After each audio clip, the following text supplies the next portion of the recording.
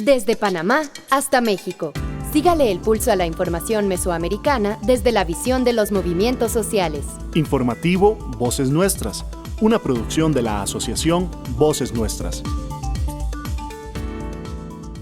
Le damos nuevamente la más cordial bienvenida a esta nueva edición de este espacio informativo, donde semana a semana compartimos las voces de las comunidades de nuestra región para caminar junto a sus luchas, resistencias y esperanzas.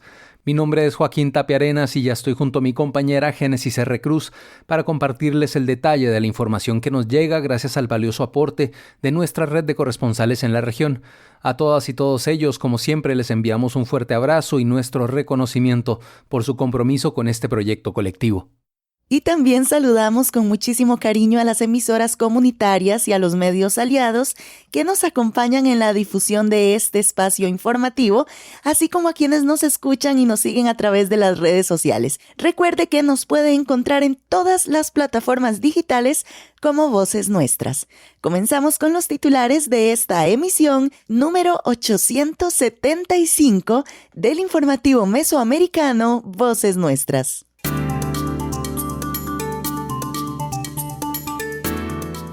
En Nicaragua, régimen elimina becas en las universidades y somete a los estudiantes a humillarse ante la pareja dictatorial. En Panamá, la huelga docente nacional indefinida continúa a pesar de la represión. En Estados Unidos, se registran importantes protestas ante la detención de migrantes en Los Ángeles, California. En Honduras, sondeo destaca con más de un 80% el rechazo de la población hacia la explotación minera.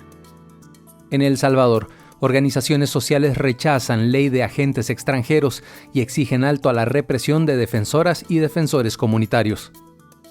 En Guatemala, Melissa Palacio, un caso en busca de justicia. En Estados Unidos, las redadas son en áreas de trabajo y contra las personas trabajadoras. Es mentira que están arrestando delincuentes, señala activista comunitario. Con la visión de los movimientos sociales. Informativo Voces Nuestras. En Nicaragua. Régimen elimina becas en las universidades y somete a los y las estudiantes a humillarse ante la pareja dictatorial. Un grupo de estudiantes denunció la suspensión de las becas internas por parte de las autoridades universitarias, quienes les informaron que a partir de la fecha iniciaba un nuevo proceso para adquirirlas, que incluye escribir cartas a los copresidentes Daniel Ortega y Rosario Murillo para pedirles la beca. Hasta este año, las universidades estatales en Nicaragua administraban sus recursos y manejaban las becas internas y las ayudas económicas a estudiantes de escasos recursos, con el presupuesto estatal que recibían. Sin embargo, el régimen canceló las asignaciones presupuestarias y a partir de hoy, las universidades no manejan este dinero, sino que pasa a la Procuraduría General de la República. Además, el régimen Ortega Murillo disolvió el Consejo Nacional de Universidades y creó el nuevo Consejo Nacional de Rectores, controlado totalmente por el gobierno, eliminando de esta manera la autonomía universitaria en el país establecida en la Ley 89. Las nuevas medidas del régimen contra las universidades son una pasada de cuenta a las casas de estudio. Pese a que ya estaban sometidas, fueron los principales centros de levantamiento popular en 2018, señala Edgar Blanco, coordinador de la organización juvenil Acción Universitaria desde el exilio. Es una medida arbitraria y totalitaria como suele hacer Ortega y su partido, denunció el líder estudiantil.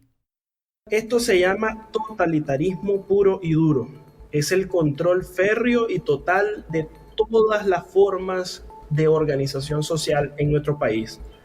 Eso poniéndole cualquier tipo de palabra, pero esto es fácil de describir, esto se llama dictadura. Y por lo tanto, ellos van a intentar controlar cualquier forma en la cual el ciudadano pueda expresarse. Y las universidades son el máximo medio de expresión del ciudadano porque es donde que se construye conocimiento justamente. Y por eso han hecho todo lo que han intentado destruir con estas reformas a la Ley 89, con esta destrucción de cualquier rezago de institución autónoma y descentralizada que pudiera existir en Nicaragua. Bueno, lo que han creado es esta famosa Secretaría Técnica de Atención a Universidades, un nombre genérico, es lo primero que te tengo que decir, ¿verdad? Y además ese nombre genérico lo han subordinado a la Presidencia de la República. Eso quiere decir que básicamente es esta copresidencia quien va a rectorear las universidades. Los rectores son un poco más que un títere del Ejecutivo. Y también crearon ese supuesto Consejo Nacional de Rectores de Universidades, que tampoco es una entidad funcional, ni siquiera tiene un marco jurídico adecuado para decirlo. Es simplemente para darles un espacio a aquellos rectores nombrados desde la dictadura, desde el Ejecutivo. Mira, los sandinistas siempre han sido totalitarios, siempre han sido una organización que busca acaparar todos los espacios que pueda en la vida de la población. Y es por esto que ahora se está vengando de las universidades, porque son esas universidades justamente aquellas que le hicieron frente en el 2018. Y son esas universidades que dejaron de controlar, incluso después de que las intentaron controlar durante todo el tiempo en que no estuvieron gobernando. Y las usaron, además, para su beneficio personal durante mucho rato. Ahora les controlan también la parte financiera. Ya las universidades no tienen ningún tipo de autonomía. Todos los principios básicos de autonomía universitaria se han eliminado, es decir, en las universidades ya no existe el autogobierno. Con esta medida se sepultan las investigaciones científicas y sociales en las universidades, donde está prohibido pensar. Y solo se aprobarán investigaciones que le echen flores a los dictadores, aunque con esto se traicione el rigor científico y académico, lamentó el líder estudiantil. Después de controlar con las armas las protestas del 2018, el régimen inició la cacería primero contra los grupos opositores, a quienes apresó y expulsó del país, y luego a las organizaciones no gubernamentales, eliminándolas, quitándoles sus personerías jurídicas y sus bienes, y también a los medios de comunicación independientes. Todas estas violaciones a los derechos humanos han sido documentadas y denunciadas por organismos internacionales como la Comisión Interamericana de Derechos Humanos y el Consejo de Derechos Humanos de las Naciones Unidas. En Panamá, la huelga docente nacional indefinida continúa pese a la represión. Desde Radio Temblor, la comunicadora Dania Batista Guevara nos comparte la actualización sobre la huelga nacional indefinida que lleva ya 50 días. La huelga docente continúa a pesar de la represión, persecución y judicialización de los manifestantes. En el día de ayer, 11 de junio, el Sindicato de las Bananeras de Bocas del Toro mantuvo una reunión en la Asamblea Nacional de Diputados para llegar a acuerdos en beneficio de los trabajadores bananeros, ya que la Ley 45 que los rige había sido afectada por la Ley 462. Se acordó abrir las vías a lo interno de Changuinola, pero aún se mantienen en huelga con la empresa chiquita hasta alcanzar los acuerdos en firme. Por otro lado, los dirigentes de los gremios educativos tendrán un acercamiento en la Asamblea de Diputados para tratar el tema de la Ley 462, escuchar las propuestas y a su vez sean nuevamente escuchados y a su vez consultar con sus bases gremiales para tomar decisiones. Como medida de presión, las vías que van desde Almirante hasta Chiriquí Grande se mantienen cerradas. Escuchemos declaraciones de Luis Sánchez, secretario general de la Asociación de Educadores Veragüenses, AEVE. Nosotros pues en este momento 50 días de lucha, 50 días de huelga donde el gobierno ha solamente reprimido a todo un pueblo, ha herido, golpeado, encarcelado, enjuiciado a muchos educadores. En estos 50 días pues hemos visto a la dirigencia de Citraevana pues que se ha reunido con miembros pues de la Asamblea de Diputados, en la cual desconocemos qué fue lo que pactaron o firmaron. Yo he tenido algún tipo de acercamiento con él. Nosotros vamos a conversar con el compañero Francisco Smith, la dirigencia magisterial, en la cual pues queremos dejar bien y clara el punto de vista de que esta lucha nos llevó a la calle por la derogatoria de la Ley 462. Y queremos informarle a todo el país y a todos los organismos internacionales de que en ningún momento la huelga se ha detenido, porque realmente la huelga es nacional, no solamente de un sector obrero, ellos respetamos y tenemos pues consideraciones bajo las conquistas que ellos han estado aspirando, pero no podemos olvidarnos de la lucha que llevamos a cabo los gremios magisteriales, en la cual hemos sido pues en su mayoría se le ha dejado de pagar, como en el caso de la provincia de Veraguas, en que todos los educadores de las 476 escuelas que son de la provincia han dejado de percibir su salario, estén dando clase o no. Inclusive la misma directora regional de educación de la provincia de Veraguas no recibió su salario. Esto quiere decir de que este gobierno en ningún momento tiene ningún tipo de intención o algún tipo de reconsideración para poder llegar a un diálogo sincero. Nosotros este viernes nos vamos a reunir, ya hemos recibido pues ese primer llamado de acercamiento, tenemos que decirle a la población, acercamiento, no sabemos qué es lo que van a proponer con la Iglesia Católica a través de Monseñor Ulloa y los gremios magisteriales, que somos 6, que vamos a estar con representantes del Ejecutivo. No sabemos cuáles sean las reacciones, no sabemos qué ellos van a proponer, pero nosotros sí siempre hemos dicho de que aquí respetamos a las bases y cualquier decisión que tenga que salir van a ser consultadas con las bases. Nosotros no hemos levantado el paro, no vamos a negociar absolutamente nada y lo que queremos es de que esta ley que es nociva para el pueblo panameño sea derogada. Esta ley no puede seguir siendo ley de la República a pesar de que sea orgánica, no puede ser porque fue una ley impuesta, una ley que nunca se consensuó, una ley que no se tomó en cuenta las 9 organizaciones que estuvieron en aquel 16 de septiembre en presidencia y que tampoco se tomó en cuenta a los más de 500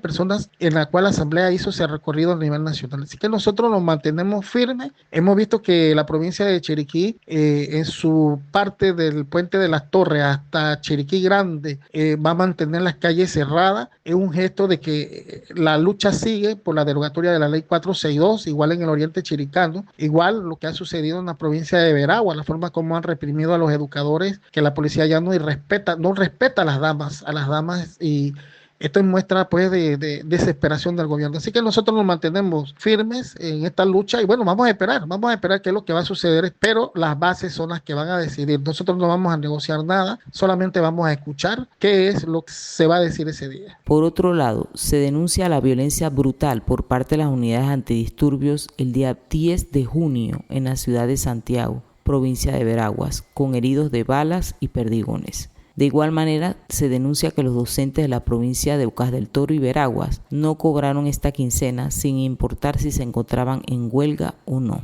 Desde Panamá, soy Dania Betsy Batista Guevara de Radio Temblor Internacional para el informativo Voces Nuestras.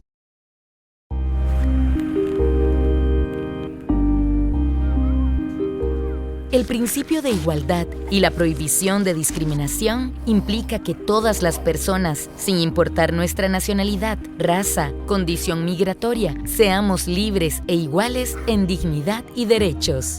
La movilidad humana implica separarse del hogar y las redes de apoyo. La suma de estos factores pueden resultar en escenarios de vulnerabilidad.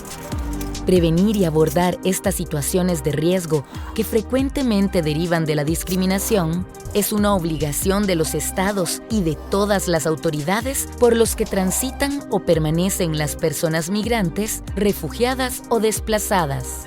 Algunas acciones que se pueden tomar son promover mecanismos que faciliten el acceso sin discriminación a todos los derechos, fomentar la eliminación de barreras administrativas o legales que dificulten la garantía de estos derechos, abstenerse de realizar acciones discriminatorias que impidan el ejercicio igualitario de los derechos. Desde las comunidades y los medios de comunicación, una buena práctica es eliminar discursos estigmatizantes contra las comunidades y personas en situación de movilidad, facilitando espacios para la integración local y compartir en la diversidad.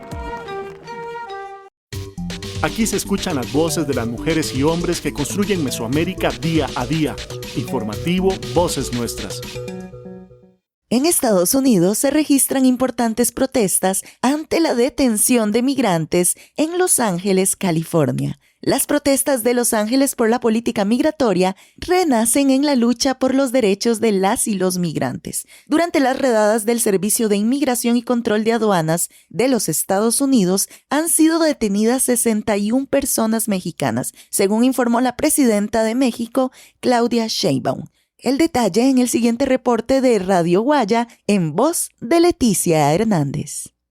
Un saludo en este espacio para el informativo Voces Nuestras. Les queremos compartir el día de hoy desde Radio Guayacocotla esta siguiente información. Estos días han sido días muy oscuros para los migrantes, principalmente quienes residen en Los Ángeles, California, en Estados Unidos. Después de casi 5 meses de la llegada de Donald Trump al gobierno, las redadas han ido en aumento. Hace unos días, el Servicio de Inmigración y Control de Aduanas, el ICE, entró en las áreas de trabajo de los migrantes para detenerlos, y eso provocó la protesta de cientos de ciudadanos y activistas, lo que llevó al presidente a tomar una de estas decisiones sin precedentes, el despliegue de la Guardia Nacional para detener a los manifestantes de la ciudad. Los Ángeles es una ciudad donde hay más de 1 millón de mexicanos, hay más de 1 millón de migrantes no documentados y donde gran parte de la comunidad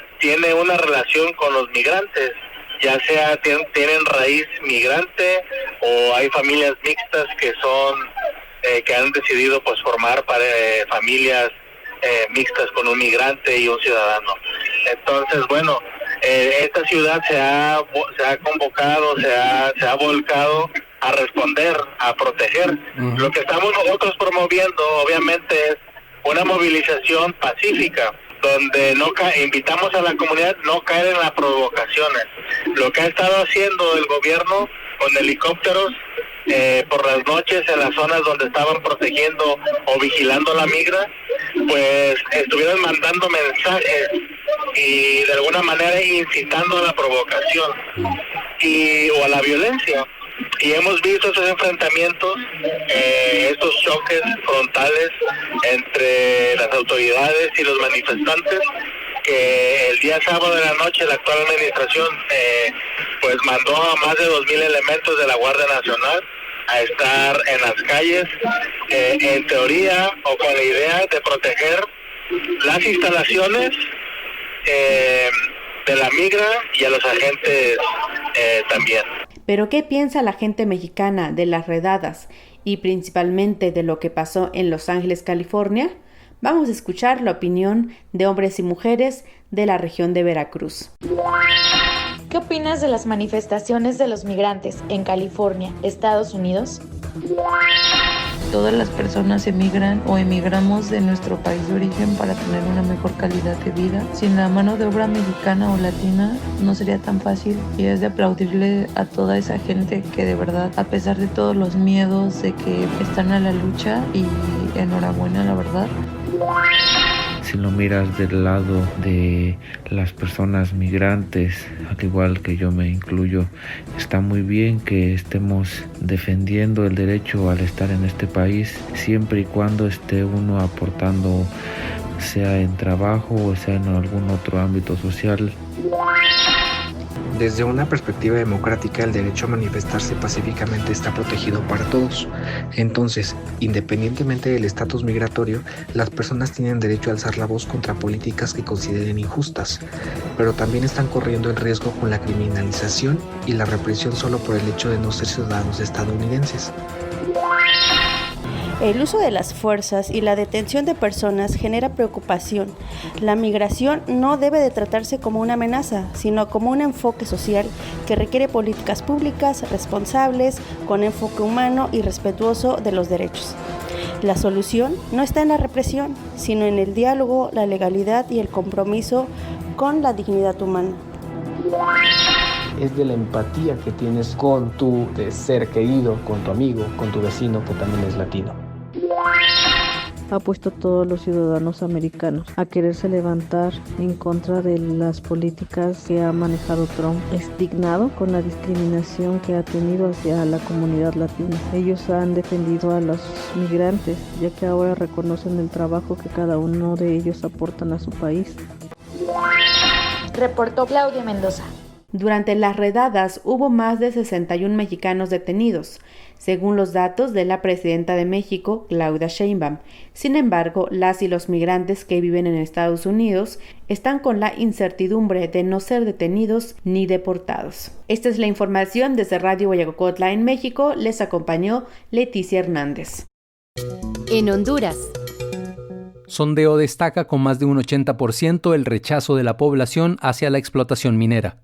El equipo de reflexión, investigación y comunicación de la Compañía de Jesús, ERIC, presentó la 14ª edición del sondeo de opinión pública, cuyo propósito es contribuir al debate en torno a temas de interés nacional en Honduras. En este informe se recogen las percepciones ciudadanas sobre el desempeño del tercer año de gobierno de la presidenta Xiomara Castro Sarmiento, las valoraciones de las elecciones primarias e internas, así como los principales factores que marcan la vida cotidiana de la población hondureña, entre ellas la percepción de la ciudadanía sobre dinámicas relacionadas con el extractivismo.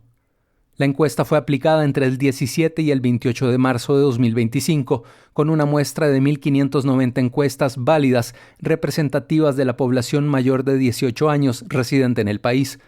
El estudio tiene un error muestral de más o menos 2.5% y un nivel de confianza del 95%. El instrumento fue aplicado en hogares de 16 departamentos del país. En un país que tiene más de 300 concesiones mineras, el sondeo destaca con más de un 80% el rechazo de la población hacia la explotación minera. El detalle desde Radio Progreso en Honduras. La ecología se ha convertido en un tema estratégico a nivel global y en el caso de Honduras está profundamente ligada al modelo económico basado en la explotación irracional de los bienes naturales. El sondeo de opinión pública del ERIC exploró la percepción de la ciudadanía sobre dinámicas relacionadas con el extractivismo y los resultados son contundentes. El 82.1% de la población está en contra de la explotación minera, una postura crítica frente a las más de 300 concesiones mineras entregadas por los últimos gobiernos. El impacto ambiental es visible y preocupante. Las altas temperaturas de los últimos años se relacionan directamente con la deforestación y la población lo tiene claro. El 96.2% se opone a la venta y tala de los bosques. Además, el 85% está a favor de establecer una veda forestal como medida urgente para frenar el deterioro ambiental. La ciudadanía también muestra rechazo a prácticas agrícolas que afectan el medio ambiente. Tal es el caso de la quema de la caña de azúcar, rechazada por el 63.5% de la población, lo que refleja una preocupación creciente por las prácticas de la agroindustria que entran en conflicto con la conservación del entorno. La interconexión entre los distintos problemas ambientales es evidente. A mayor deforestación, explotación minera y construcción de represas, mayor es el deterioro de los ríos y humedales. Esto impacta directamente en la disponibilidad de agua, cada vez más escasa y convertida en un negocio. En este contexto, el 93.5% de la población se manifestó en contra de la privatización del agua, defendiendo su carácter de bien común. En cuanto al uso de los recursos hídricos para generación de energía, el 67.7% de la población está de acuerdo con la construcción de represas hidroeléctricas. Este dato revela una visión más favorable hacia fuentes de energía renovable, aunque persisten debates sobre su impacto ambiental y social. Esta agenda es una gran oportunidad para que el gobierno, empresa privada y todos los sectores sociales se convoque a un diálogo real sobre los bienes naturales, que desemboque en consensos mínimos sobre la explotación minera, hidroeléctricas y la agroindustria. La población ha dado su palabra. Luchemos para que no sea un grito en el desierto. Aquí se escuchan las voces de las mujeres y hombres que construyen Mesoamérica día a día. Informativo Voces Nuestras. Garantizar la atención médica a todas las personas es una de las obligaciones del Estado. Esta debe cumplirse independientemente de la situación migratoria de quienes requieran estos cuidados. Los servicios de salud deben ser accesibles y aceptables. Deben contemplar la diversidad cultural de las personas en situación de movilidad humana, respetando sus creencias, idioma y demás factores que pudieran devenir en situaciones discriminatorias. Los estados están obligados a garantizar la disponibilidad y accesibilidad a campañas de salud pública, tomando en cuenta, además, las condiciones de los procesos de movilidad y la vulnerabilidad a contagios que existen en ellos. Es una responsabilidad de las autoridades sanitarias la creación de espacios de capacitación y sensibilización de personal médico y administrativo en donde se prevengan situaciones discriminatorias que impidan el acceso al derecho a la salud. Te invitamos a promover espacios seguros con menos obstáculos para el acceso a una salud humana digna y libre de discriminación.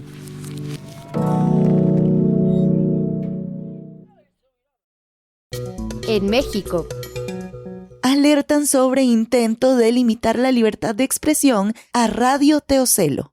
En el Día de la Libertad de Expresión, el pasado 7 de junio, colectivos de diferentes partes del estado de Veracruz refrendaron su apoyo a Radio Teocelo, quien enfrenta actualmente persecución judicial por parte de la Sala Regional Especializada del Tribunal Electoral del Poder Judicial y recientemente del Tribunal Electoral del Estado. El detalle con Reina Melchor Rivas desde Radio Teocelo en Veracruz, México.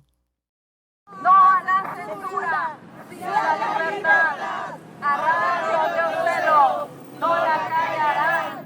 Si Regina viviera, con nosotros estuviera. Fueron las voces que se escucharon en el Día de la Libertad de Expresión el pasado 7 de junio. Saludos a toda América Latina. Colectivos de diferentes partes del estado de Veracruz se reunieron en Plaza Regina, en la ciudad de Jalapa, capital del estado, para brindar su apoyo a Radio Teocelo, quien enfrenta persecución judicial por parte de la Sala Regional Especializada del Tribunal Electoral del Poder Judicial y recientemente del Tribunal Electoral del Estado, en donde se señala a diversos medios de comunicación, entre ellos a Radio Teocelo, de generar violencia política de género.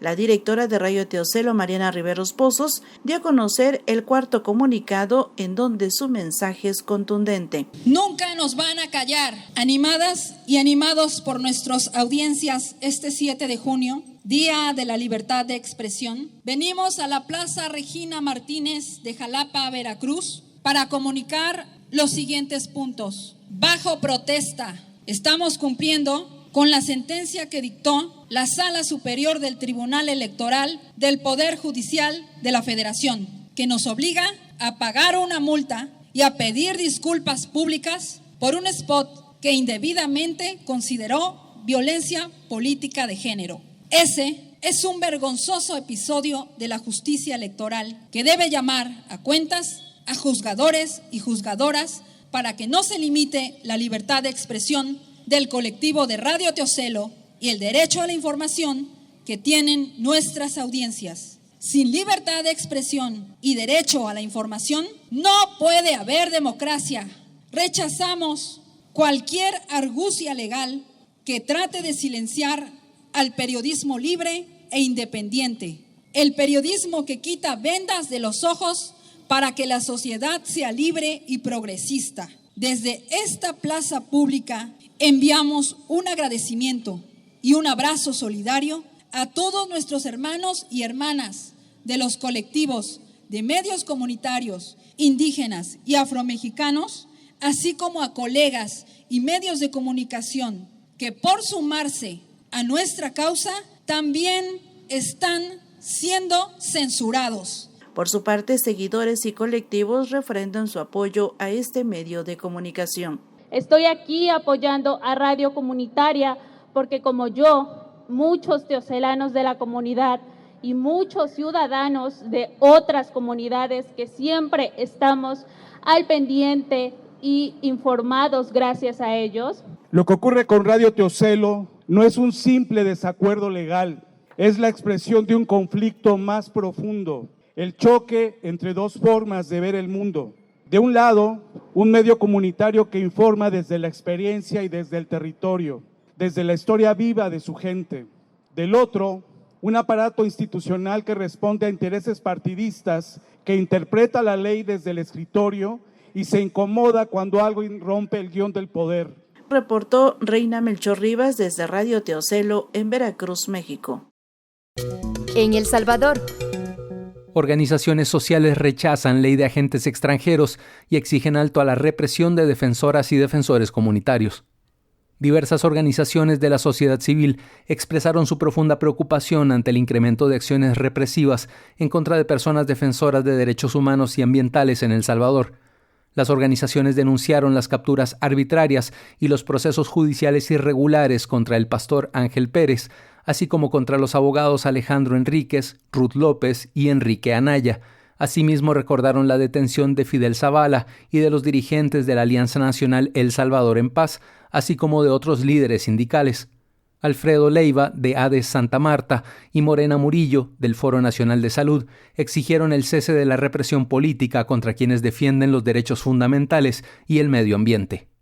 No dudamos que la motivación del abuso judicial contra ellos es una represalia por defender derechos y un intento de intimidar al resto de la ciudadanía en el marco de una nueva fase de consolidación dictatorial. A esto se suman capturas anteriores que también responden a objetivos de persecución política. Estas detenciones confirman la existencia de decenas de presos políticos en El Salvador, a los que se suman las miles de personas inocentes capturadas en el marco del régimen de excepción y la lucha contra las maras. Repudiamos esta ola de criminalización y persecución y captura de nuestros compañeros luchadores sociales.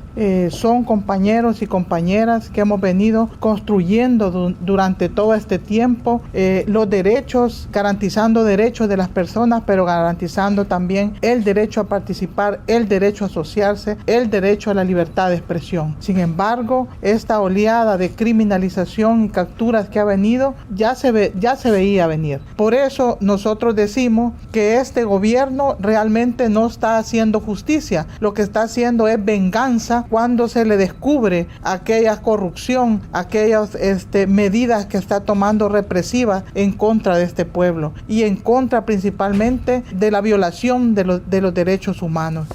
En relación con el proceso penal que enfrentan 5 ambientalistas de Cabañas, las organizaciones denunciaron una estrategia dilatoria del sistema judicial que ha provocado la suspensión del juicio en 5 ocasiones. Asimismo, celebraron la separación del juez Hugo Banzer Flores, ordenada por la Cámara de lo Penal de San Vicente, y expresaron su esperanza de que el nuevo juicio se realice con imparcialidad y permita confirmar la inocencia de los 5 defensores ambientales.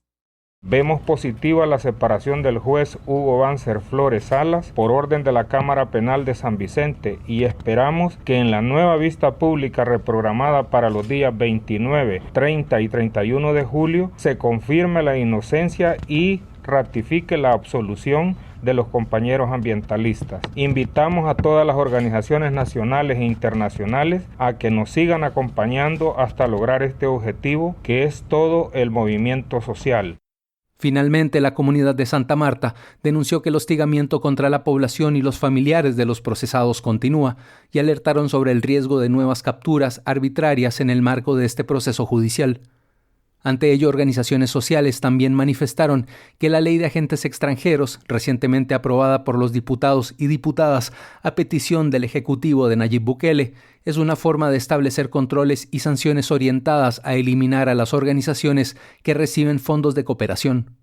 Las organizaciones rechazaron la normativa y señalaron que muchas de ellas trabajan en favor de la población y del ejercicio de los derechos ciudadanos. De acuerdo con Alfredo Leiva, de la ADES Santa Marta, con la nueva normativa se verían afectados. Señaló que la ADES impulsa diversos proyectos que el Estado no logra resolver. Los más afectados son las comunidades, reiteró. Leiva añadió que se someterán al proceso de inscripción, dado que su labor es en beneficio de la comunidad.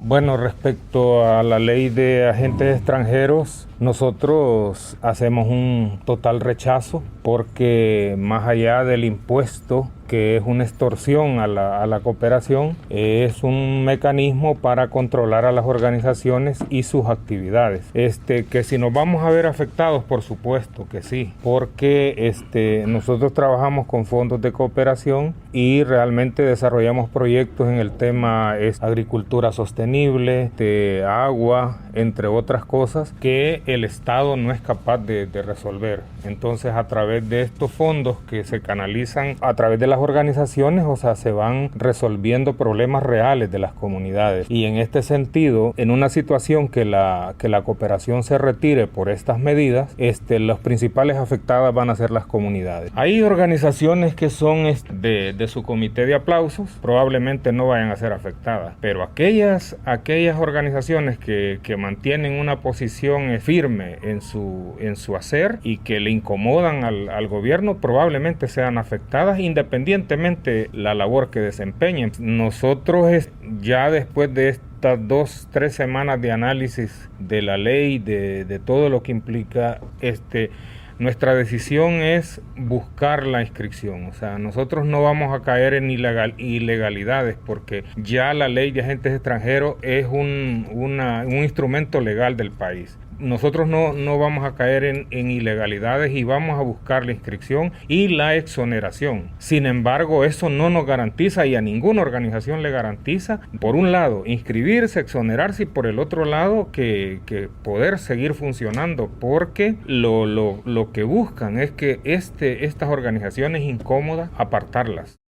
Morena Murillo, del Foro Nacional de la Salud, afirmó que la ley de agentes extranjeros es un castigo a las organizaciones no gubernamentales por el trabajo que realizan en favor de las comunidades, abordando problemáticas como educación, salud, agricultura y agua. Y lo otro que queremos decirle al pueblo salvadoreño, que las ONG existen, de hecho, no, las ONG desde mucho antes tienen una ley que es de asociación y fundaciones que las ha registrado por siempre, que les da credenciales, que acredita a los asociados o socios, igual se rinde informe financiero, se lleva un informe financiero al Ministerio de Gobernación, igual se paga impuesto, Hacienda, con lo de la renta y se pagan las prestaciones laborales de todos los trabajadores, el IS, el AFP y todos los otros servicios que también se prestan. Entonces la ley realmente viene a como a decir que las ONG no están reguladas. Las ONG están reguladas en este país, pero al hacer un registro es un registro que realmente va a castigar a aquellas ONG que son incómodas para el gobierno, no aquellas ONG que realmente están haciendo trabajo en defensa de los derechos humanos y también de los derechos económicos y sociales y culturales de la población. Paz Narváez, del Movimiento Universitario de Pensamiento Crítico, dijo que la ley de agentes extranjeros está orientada a afectar a las organizaciones sociales y la labor que han realizado por décadas, expuso el también profesor universitario. La ley de agentes extranjeros entró en vigencia tras su aprobación por la Asamblea Legislativa el pasado 20 de mayo y su publicación en el Diario Oficial el día 30 del mismo mes. Toda persona natural o jurídica que reciba financiamiento desde el extranjero debe inscribirse en el Registro de Agentes Extranjeros, RAEX, bajo la administración del Ministerio de Gobernación.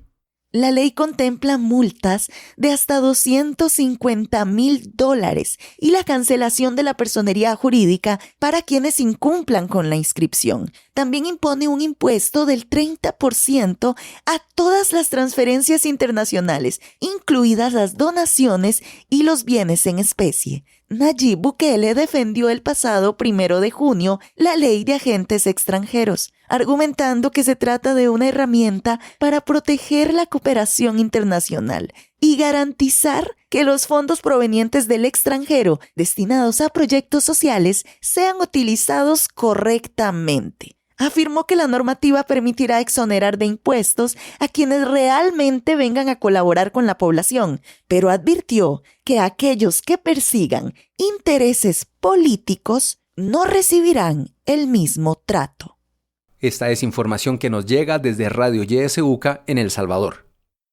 El derecho a la educación es tan importante que se le otorga un objetivo: garantizar el pleno desarrollo de la personalidad humana. El acceso a la educación es un medio indispensable para que las personas en situación de movilidad humana puedan realizar otros derechos humanos. Según los criterios de disponibilidad y accesibilidad, los estados son responsables por garantizar la existencia de programas educativos que sean accesibles para todas las personas. Existen múltiples barreras para que las personas en situación de movilidad humana puedan ejercer este derecho. Entre ellas, la falta de documentos apostillados o registros de nacimiento necesarios para su inscripción, dificultad para presentar requisitos que permitan validar sus años de estudios. Ambas suelen estar relacionadas con que los gobiernos de origen de estas personas son los perpetradores de la violencia y la persecución que los obliga a huir. Garantizar la disponibilidad y acceso a una educación de calidad es obligación de los estados, así como crear espacios para la integración en un sistema educativo libre de violencias. Te invitamos a hacer la diferencia promoviendo y exigiendo políticas públicas que protejan el derecho a la educación de las personas en situación de movilidad humana.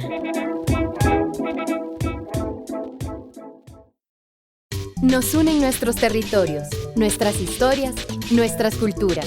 Informativo Mesoamericano, Voces Nuestras.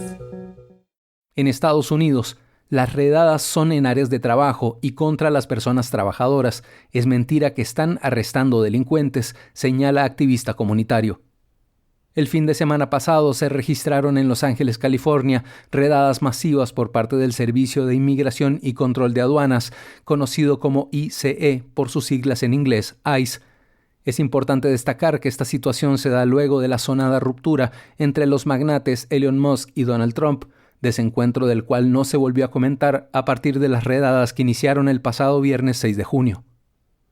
Ron Goches es líder comunitario de la organización Unión del Barrio y en entrevista para el medio Democracy Now! En Estados Unidos comentó lo sucedido. En este fin de semana hubo mucha violencia y mucha represión en Los Ángeles. La policía, los sheriffs, la patrulla fronteriza y ICE utilizaron violencia brutalmente en contra del pueblo que estaba luchando por defender a sus familias, por defender a su comunidad. El sábado por la mañana nos llegó información de que había una presencia fuerte de agentes federales en unas fábricas enfrente de Home Depot en Paramount, California. Nosotros tuvimos la información rápidamente en las redes sociales y empezó a llegar la gente. Y cuando los agentes federales vieron que cientos de personas llegaron, empezaron a lanzarles gases lacrimógenos y utilizaron otras armas represivas en contra del pueblo. Ahí fue que la gente se rebeló y empezaron a luchar en contra de ellos. Empezaron a tirarles de nuevo los gases que se nos tiró a nosotros. Empezó el pueblo a hacer todo lo posible para defender a los cientos de trabajadores que estaban adentro de las fábricas, que estaban alrededor de más de 100 agentes de la patrulla fronteriza que lo estaban rodeando. Por eso el pueblo salió a defender a sus trabajadores, a sus familiares que estaban adentro, y después de más de 8 horas de combate en las calles de Paramount y de Compton, California, pudimos liberar a los trabajadores que estaban adentro. Después de 8 horas, los trabajadores pudieron salir de las fábricas, pudieron irse a sus carros y pudieron ir a su casa con sus familias. Ese es el ejemplo de lucha. Este es el ejemplo que si nosotros nos organizamos y nos defendemos, sí podemos defender a nuestra gente, a la clase trabajadora, pero tenemos que organizarnos para poder hacerlo. La violencia no empieza del pueblo. La violencia empieza con los policías, con los agentes federales que están haciendo operativos totalmente militarizados en contra del pueblo. ¿Por qué vienen a nuestros barrios pareciendo ejército? Nosotros no estamos armados, no los estamos atacando. Pero si ellos vienen con violencia, el pueblo tiene el derecho también de defenderse. Y esto es lo que estamos viendo. El valiente pueblo de Los Ángeles, los jóvenes salieron a las calles a defender a sus padres, a defender a sus familias. Y con eso no contaban los agentes federales. Ellos pensaron que salir iba a ser fácil. Pero en Los Ángeles la resistencia va a continuar, va a seguir fuerte. Y sabemos de que Trump y esta administración fascista quiere derrotar el movimiento en Los Ángeles, porque si nos pueden quebrar en Los Ángeles, ellos piensan que pueden quebrarnos en todo el país. Pero no nos vamos a dejar, vamos a seguir resistiendo de cualquier manera posible para poder defender a nuestras familias y a nuestra comunidad. Aquí es un pueblo que por miles de años ha sido habitado por los pueblos indígenas que representamos nosotros. Aquí todo el mundo sabe que antes fue México y antes de ser México fue tierra de los pueblos indígenas. Eso es importante, porque eso habla de la tierra, y nosotros por eso es la lucha. Nosotros no estamos aquí exigiendo para ser americanos como Trump. Estamos exigiendo vivir con dignidad y con libertad en nuestra tierra. Esa es la diferencia, y por eso ahora Los Ángeles es más de 50% de pueblos latinoamericanos, de mexicanos, centroamericanos, salvadoreños, de todas partes de Centroamérica y también de Sudamérica. Estamos hablando más del 50%, y eso yo creo que no cuenta nuestra gente que no tiene papeles. Por eso este territorio, aunque el gobierno de Trump es el gobierno oficial, el pueblo es latinoamericano, y por eso no nos vamos a dejar que un supremacista blanco trate de sacar a los pueblos indígenas de estas tierras. Muchos de los trabajadores que fueron secuestrados este fin de semana son indígenas. Indígenas de esta parte del país, pero también indígenas de Guatemala, de México, de diferentes países. Y por eso estamos luchando nosotros, porque entendemos que en esta historia nosotros no somos inmigrantes. Somos migrantes que estamos migrando en nuestro propio continente, y tenemos todo el derecho de hacerlo. Ron Goches también es profesor de historia de escuela secundaria y comentó sobre el impacto en la educación de esta nueva administración Trump y de las redadas masivas en Los Ángeles. Desde que entró a la presidencia esta segunda vez Donald Trump, aquí en Los Ángeles, en las escuelas donde yo trabajo, como el 10% de los estudiantes se desaparecieron. Muchos han regresado a sus países, muchos ya no van a la escuela, no sabemos dónde están todos. Eso ha afectado drásticamente a la educación de nuestros jóvenes. Ahora sabemos que también hay mucho miedo, hay muchísimo miedo, obviamente por lo que pasó este fin de semana. Aquí en Los Ángeles conocemos estudiantes que el viernes y el sábado sus padres fueron secuestrados por la migra. Ahora tienen su graduación aquí en las escuelas. Es muy triste ver que los estudiantes van a tener que ir a sus graduaciones sin sus padres. Eso es doloroso, y sabemos que por eso es que los jóvenes en las calles están luchando, resistiendo y combatiendo en contra de esos secuestros, y nosotros deberíamos de aplaudir la valentía de los jóvenes que están en las calles defendiendo a su comunidad. No hay que atacarlos, no hay que criticarlos, hay que apoyarlos, y si necesitan un poco de guianza hay que dársela, pero no hay que criticarlos porque están defendiendo a nuestra comunidad. Se han hablado de 30 días de redada en California. Ron Goches comentó sobre las expectativas que tienen las comunidades latinas al respecto. Obviamente no sabemos cuánto tiempo va a durar este ataque concentrado en Los Ángeles, pero hay que recordar que nosotros tenemos más de 500 años luchando en contra de un invasor en nuestras tierras, y por eso tenemos ese legado, esa historia de lucha y de resistencia. Vamos a seguir luchando, cueste lo que cueste. Si el pueblo de Vietnam pudo luchar por más de 10 años y venció, si el pueblo ahorita en Gaza está resistiendo y ellos no se están dando por vencidos, nosotros aquí también vamos a resistir, porque tenemos el derecho, porque tenemos la razón, porque sabemos que estamos en nuestra propia tierra, y por eso vamos a seguir luchando, resistiendo, para que toda nuestra gente pueda vivir con paz, con dignidad. Y no importa cuánto tiempo estén aquí, vamos a seguir la lucha, va a seguir la resistencia. Escuchábamos declaraciones de Ron Goches, activista comunitario de la organización Unión del Barrio, que contribuyó a coordinar algunas de las movilizaciones del pasado fin de semana. Goches señala que en muchos casos las protestas han logrado hacer retroceder a los agentes y evitar así que el Servicio de Inmigración arrestara y encarcelara a más gente. Al cierre de esta nota, las redadas continúan, así como continúan las manifestaciones contra estas medidas de la administración Trump. Esta fue una nota de Voces Nuestras con aporte informativo de democracynow.org. En Guatemala. Después de 4 años, el caso de Melissa Palacio no ha obtenido justicia. Pese a eso, la madre Anabela Chacón mantiene su postura de buscar justicia, y es así como el caso se juzgará ahora desde el Tribunal de Mayor Riesgo C, ubicado en la ciudad capital de Guatemala. Esto para obtener imparcialidad y equidad para que los jueces idóneos juzguen este caso. El detalle con Jocelyn Valdés, del informativo Mayacat, desde la Federación Guatemalteca de Escuelas Radiofónicas, FEGER. Melissa Palacios, un caso en busca de justicia. Melissa Alejandra Palacios Chacón, de 21 años, desapareció el 4 de julio de 2021, cuando notificó a su familia que se dirigía a una fiesta de cumpleaños. Tras no saber de ella, sus familiares activaron la alerta de Isabel Claudina para su búsqueda y localización. Al día siguiente, 5 de julio, según el Ministerio Público MP, el cuerpo fue localizado en un terreno en la aldea Palma, en Río Hondo, Zacapa, con numerosas señales de violencia y fuerte golpe en la cabeza, lo que ocasionó su muerte. La Fiscalía contra el Delito de Feminicidio identificó y capturó en Zacatepeques como sospechosos a María Fernanda Bonilla Achila y José Luis Marroquino Valle, como los presuntos planificadores y ejecutores de la muerte de Melissa. Fueron ligados a procesos por el delito de asesinato en la audiencia de primer declaración. En una segunda audiencia, la defensa de los acusados logró que los delitos por los que se les acusa cambiara a uno severo. A María Fernanda se le acusó de homicidio en estado de emoción violenta y a José Luis de encubrimiento. Asimismo, esto cambiaría las posibles penas para ambos.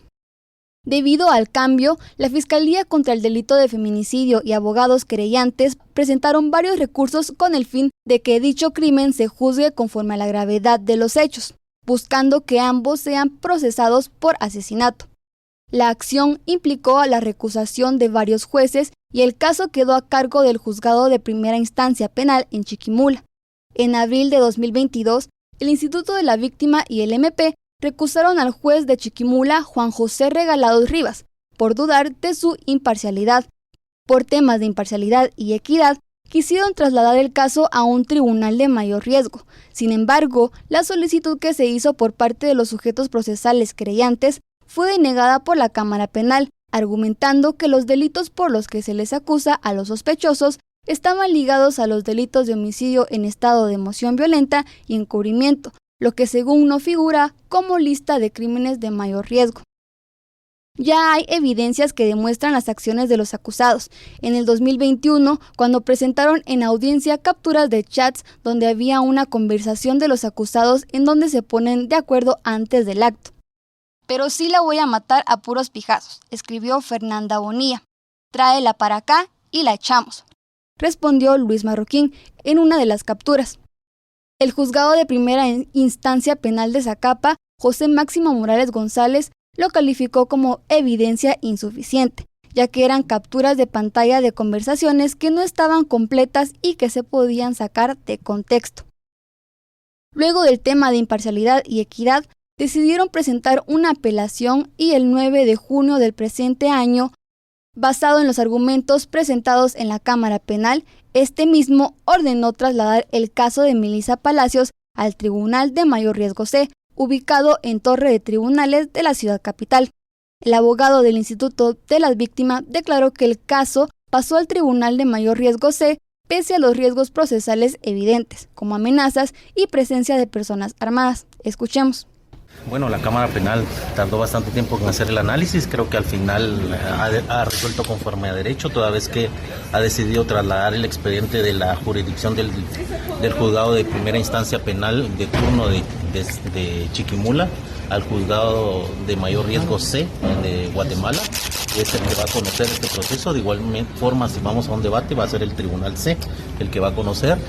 Consideraron los magistrados que efectivamente se van todos los riesgos procesales en el presente caso, toda vez que es evidente la utilización de gente armada en las audiencias, que los espacios no son adecuados, que incluso que la familia ha corrido mucho riesgo ante el presente proceso, y para salvaguardar la vida, que es lo más importante después de todo, pues han decidido efectivamente enviar el proceso a Guatemala. Licenciado, en este caso los procesados deberán de comparecer a esta judicatura de forma presencial. Sí, por el momento lo que ha ordenado la Honorable Corte Suprema de Justicia es que dentro de 3 días haga entrega el juzgado de Zacapa del expediente, de Chiquimula, del expediente, para que efectivamente tome control el juez que ha sido asignado. Es evidente que el delito por el cual está ahorita ligada a los sindicatos no es el delito que realmente debe debe buscarse una sentencia. Hay abundante bagaje de medios o indicios racionales hasta el momento que demuestran que hubo una planificación de la muerte de Melissa y en forma brutal le dieron muerte. Eso creemos nosotros que debe ser objeto de discusión para realmente determinar que no hay un homicidio en estado de emoción violenta. Cuando el caso ¿cuál sería la primera decisión o acción que tomarían ustedes? Bueno, cuando ya esté en mayor riesgo, como se recordarán, se ha suspendido en varias ocasiones la audiencia en el presente caso de etapa intermedia.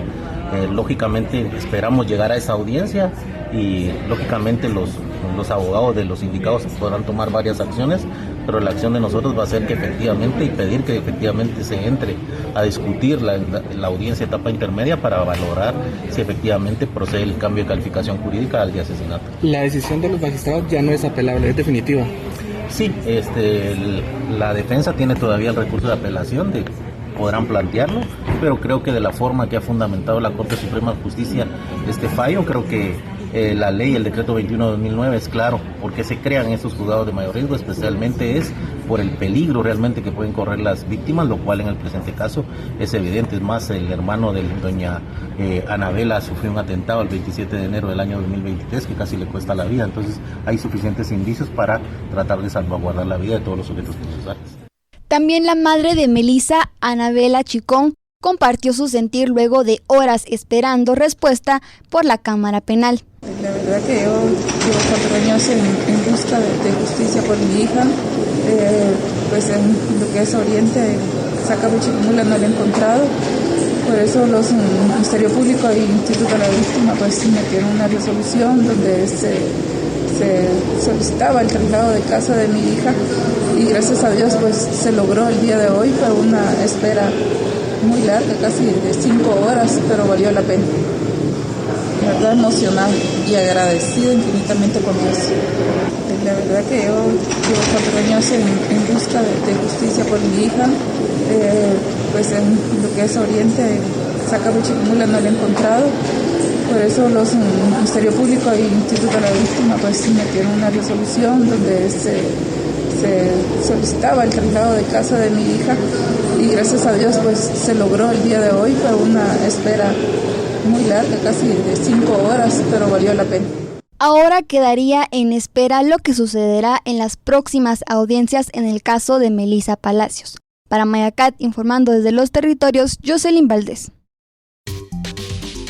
Con la visión de los movimientos sociales. Informativo Voces Nuestras. Llegamos así al cierre de esta edición 875 del informativo mesoamericano Voces Nuestras. Muchísimas gracias por acompañarnos en este viaje por las voces, resistencias y sueños que nacen desde los territorios, contadas por quienes día a día construyen dignidad y esperanza en sus comunidades. Nos despedimos reafirmando nuestro compromiso de seguir informando con una mirada crítica, popular y al servicio de la justicia social. Un saludo fraterno a todas las emisoras aliadas y a todas las personas que, como usted, nos escuchan desde distintos puntos de la región y del mundo. Les acompañamos Joaquín Tapia Arenas y Génesis R. Cruz. En nombre de todo el equipo de corresponsales, gracias por su escucha y confianza.